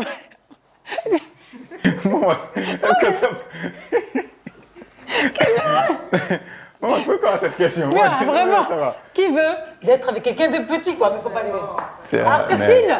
Excuse-moi pour la clôture, il a gâté mon maquillage. On ne peut pas se remaquiller vite à l'antenne, mais c'est pas grave. Mais c'était drôle, mais j'espère pouvoir terminer sans rigoler. Je vais essayer. Alors, Christine, bravo. Non, tout le monde veut être avec quelqu'un de beau, quelqu'un de grand, quelqu'un de gentil. Bon, financièrement, je comprends aussi, parce qu'aujourd'hui, la vie est très difficile. Et surtout qu'on a compris qu'elle était donc entrepreneur. Et donc, elle avait créé sa marque cosmétique. Donc, c'est normal qu'elle veuille quelqu'un qui va l'aider aussi financièrement. Qui ne veut pas ça? Donc, jusqu'à là, ça va. J'ai bien aimé le côté un petit peu folie. C'est vrai que on aime tous rire, on aime tous avoir quelqu'un qui va avoir des blagues pour toi. Et voilà, pour moi, c'est fun. Pour pas être dans la monotonie, quoi. Déjà, les journées se ressemblent, donc on se lève, on va au boulot, on rentre chez nous. Maintenant, s'il y avait cette touche un peu pimentée, un peu de folie, c'est vrai que j'adore ça. Donc, moi, personnellement, le critère qu'elle a donné, on dirait que c'était moi. On dirait que c'est moi. Je veux vraiment rire tous les jours. Je veux rire chaque jour. Il n'y a que Allah qui sait quand est-ce qu'on partira. J'ai pas envie de partir le jour où il y aura la bagarre, où il y aura une guerre. Non. Rire chaque jour, être avec la personne qu'on aime, se taquiner, etc. Non, je trouve que c'est un bonheur total. Donc effectivement, Inch'Allah, Christine, je te le souhaite. Je préfère qu'on termine sous ces notes-là, qu'on refasse un petit peu le tour du débat qui était vraiment horrible aujourd'hui. On va rester sur cette bonne humeur. J'ai bien ri avec mon mat, merci. Hein? Merci Thiam pour cette semaine à Courrier du Cœur et on espère te revoir la semaine prochaine. On va prendre un thème moins tragique, j'espère. Hein? Oui. Momat, merci. Merci beaucoup, Momat. Merci d'avoir gâté mon maquillage. Adama, merci pour ton courrier du jour. Merci beaucoup. À la semaine prochaine. Inch'Allah. Hein? Inch'Allah. Tu fais pas un petit coucou à ton papa? Adama, c'est la fille de Pape Faye, bien sûr, on le connaît tous, l'orateur qui est juste sublime, qui a une voix d'or, la voix d'or du Sénégal. Fais coucou à ton papa, la caméra est là. Ah. Toi aussi. Même moi, je salue mieux ton père.